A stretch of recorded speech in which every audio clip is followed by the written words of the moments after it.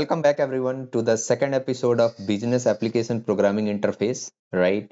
We saw introduction part in our last episode, and in this episode we will be discussing some more features. So let's make it the second introductory session. So introduction to BAPI part 2, right? Let's see that. So what we see here basically, first thing, what are the roles? So what are the roles of a ABAP consultant for business application programming interface? What are the roles of any ABAP consultant whenever we are talking about business application programming interface, right? So we are ABAP developers, and what we are supposed to do as a ABAP consultant, we are required to convert the RFC function module into the BAPI function module. First thing, using some BAPI standards. BAPI standards. So you will be creating one remote function called function module from SE37 transaction code, but you are required to convert them into BAPI desired function module using the BAPI standards. Then on top of this, on top of this BAPI function module, we are required to create the API methods. We are required to create the API methods. And once API methods are ready, then what we are supposed to do, we are supposed to prepare the technical specs. Yes, this becomes our roles once the task is completed. This technical specification, it consists of, so it contains, what it does basically is it contains the information related to the business object that you have created. Business object like business object name, business object type, so object type, API method, API method parameters. This whole thing it contains. So we are required to prepare the technical specifications. This technical specification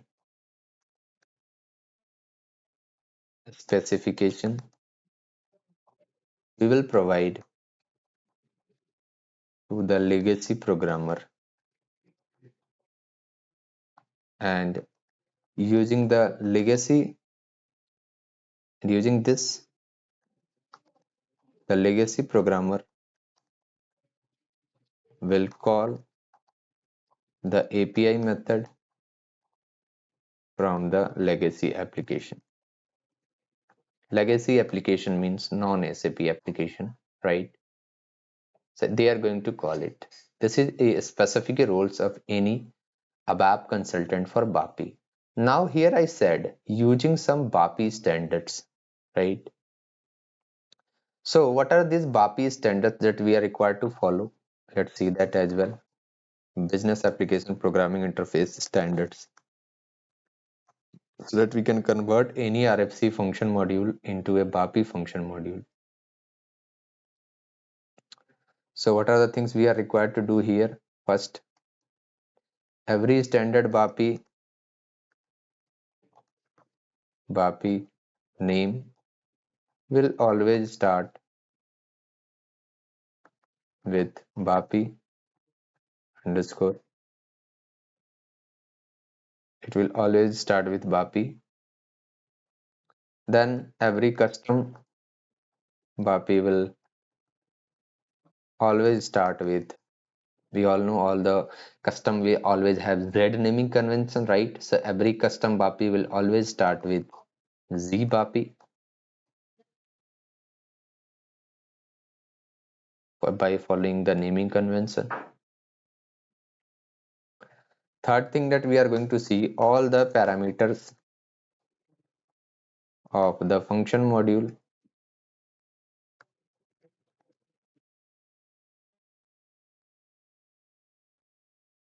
should be passed by value only.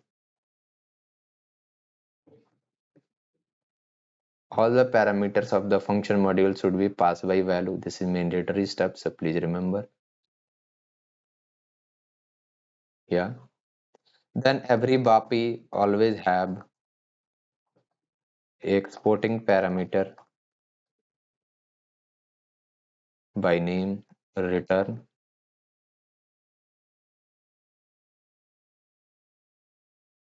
return, and with type BAPI return to. This is mandatory. To display the BAPI message or BAPI log or BAPI status, this is mandatory. For each and every business application programming interface, always have a exporting parameter with type business application programming interface return to, right? Then what we see, suppose I executed a BAPI successfully, then we are supposed to call another BAPI as well, another BAPI which name is BAPI underscore transaction underscore commit to save the changes, into the database tables. So we call the BAPI transaction commit to save the changes into the database tables. And if BAPI is not executed successfully,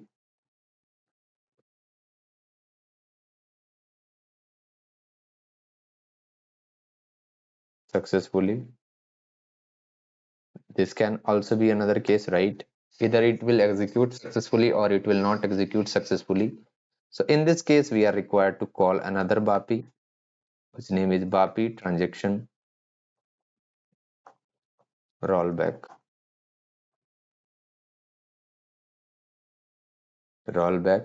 to revert back the changes into the system. Whatever the changes we have made into the SAP system, we can revert it. If it is not executed successfully, then we are required to call the below BAPI. So here I will be writing, then we are required to call the below BAPI. That's the thing. Okay. So I hope it is clear. This is the end was the second part of introduction. From the next part, we will see some more features of BAPI and we'll move on to implementation part. Okay. So thank you very much for watching the video. We will continue from the next part. If you have liked the video, please do not forget to like and share, and also please do subscribe the channel. Thank you.